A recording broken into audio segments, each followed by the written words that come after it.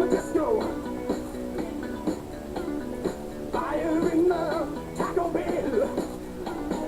I am a disco. Fire in the gates of hell. So, everybody knows I'm a huge Nirvana fan. Obviously, I grew up with the music. I was a child of the 90s, as people love to say now, which is dumb. Nobody cares what decade you grew up in.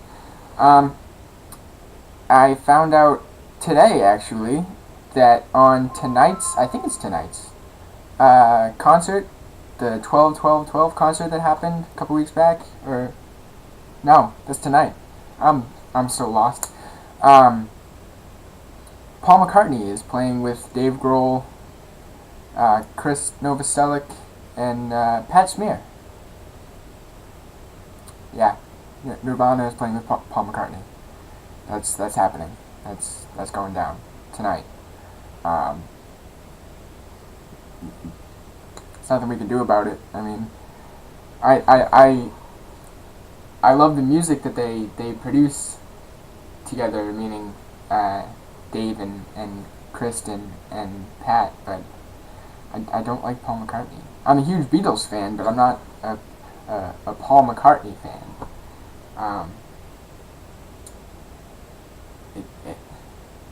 I don't know. Their styles don't really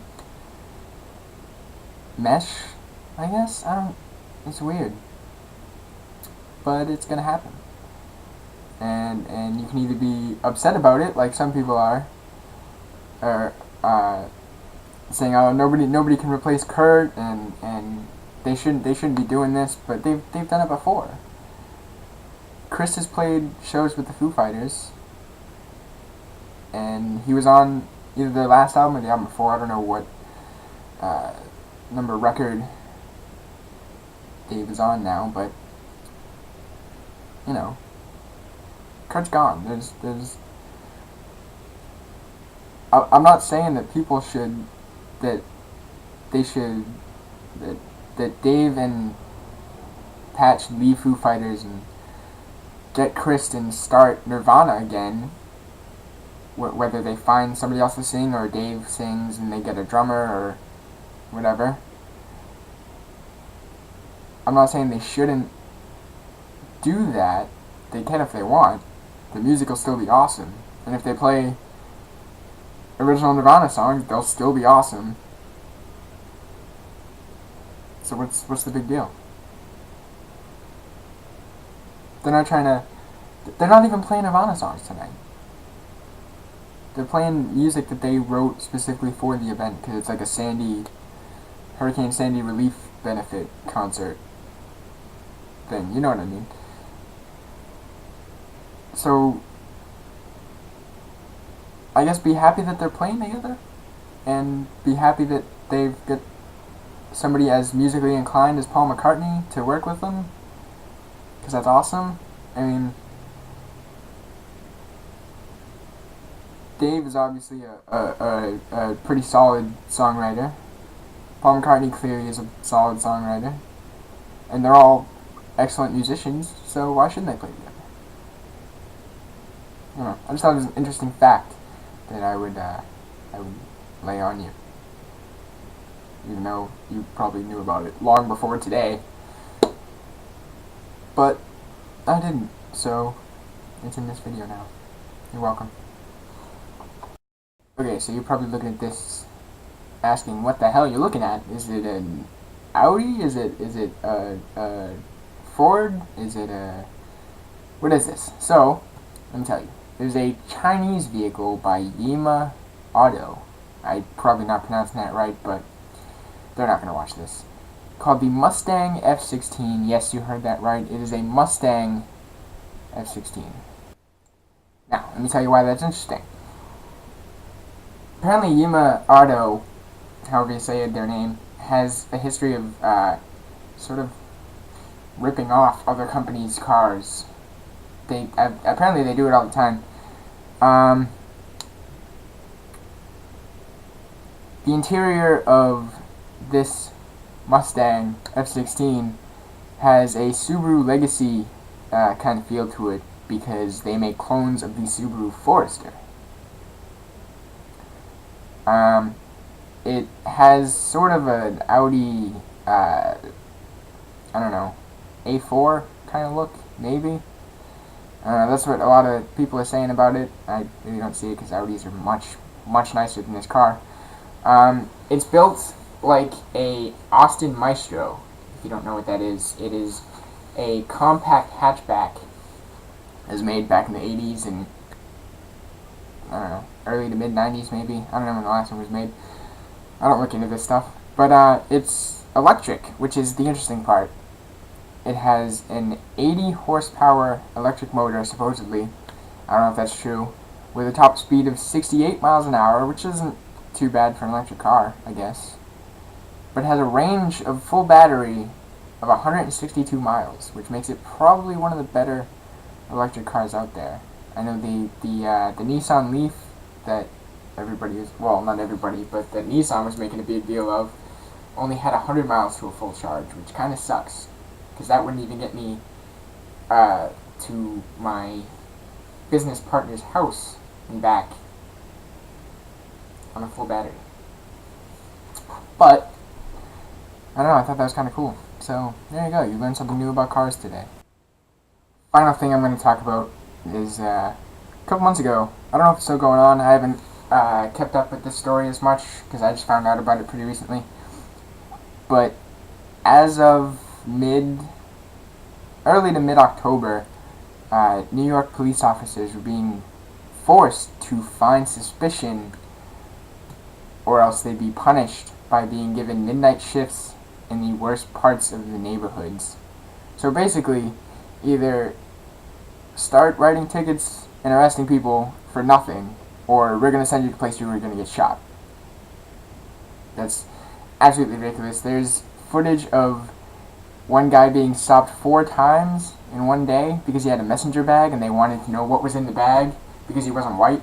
And apparently that's a bad thing in New York. But I don't understand how, like, I don't hold the cops responsible. It's not their fault. They're just doing their job. You know, they're us. They're just trying to get through. It's not them that's writing these laws that are fucking retarded. But I don't know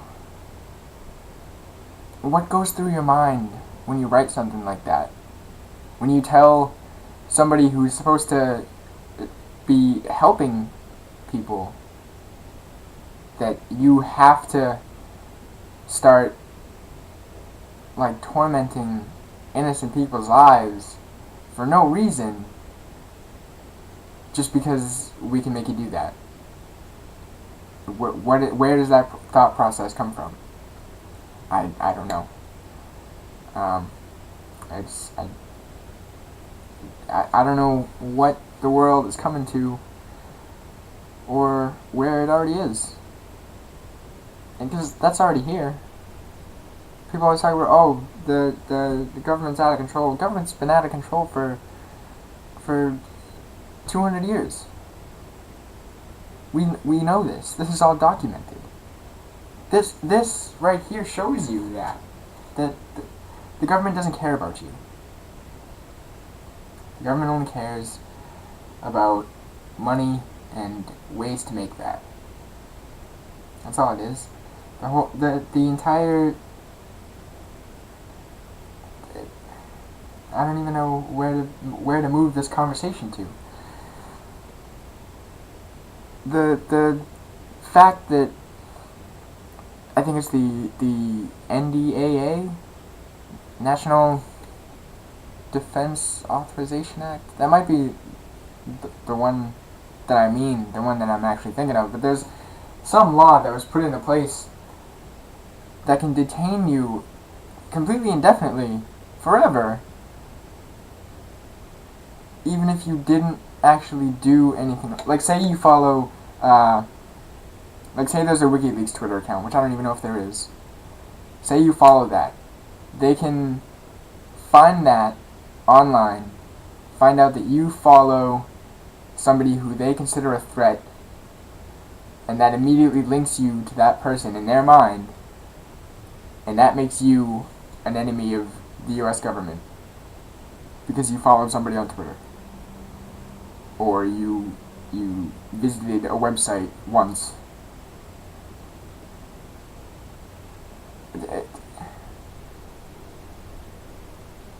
I don't know. I'm blown away by how psychotic people in power can be. I don't understand it. I've never been in power in any situation, so I don't know. I'm just gonna, I don't know, sit back and try and enjoy the show, I guess. There's nothing I can do about it. Me and my little Buddha guy here, just gonna hang out, not follow anything that could be dangerous to myself, not visit a website that could be dangerous to myself, or download a video game where the U.S. government is made to be seen in a negative light or something. I don't know. I'm just not gonna do anything anymore. Because apparently if you do anything, you're a terrorist. That's what it's come to.